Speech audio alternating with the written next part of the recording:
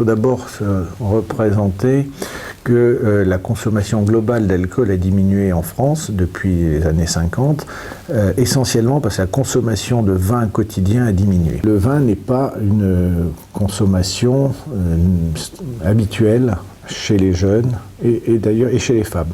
Ce qui inquiète aussi beaucoup nos viticulteurs qui font tout ce qu'ils peuvent pour retrouver ces segments de marché avec des stratégies qui sont parfois tout à fait discutables sur le plan de la santé publique. Mais on a assisté donc à une diminution de la consommation de vin, par contre à une augmentation des consommations de bière et d'alcool fort, qui a augmenté moyennement ces 10 dernières années. En revanche, ce que l'on a vu éclater depuis le début des années 2000 sont les consommations aiguës et massives d'alcool chez les jeunes.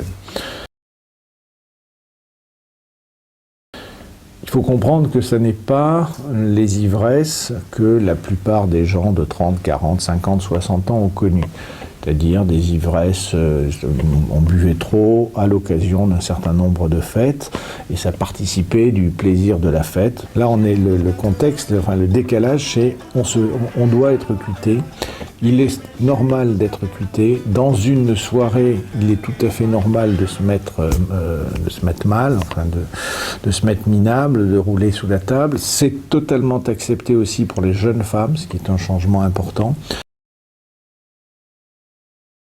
Chacun peut se dire mais j'ai été ivre, mais c'est pas la même chose d'être un peu pompette une fois ou d'être cassé 2-3 soirs par semaine régulièrement. Mais évidemment, en plus on est jeune, plus ça abîme, hein, plus le cerveau est fragile à tous les produits toxiques et notamment à tous ceux de la dépendance.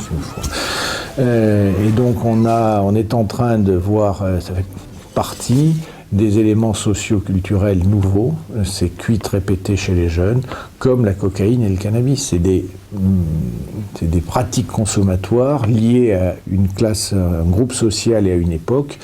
Et la cuite, le binge drinking, est en train de devenir un vrai problème de santé publique.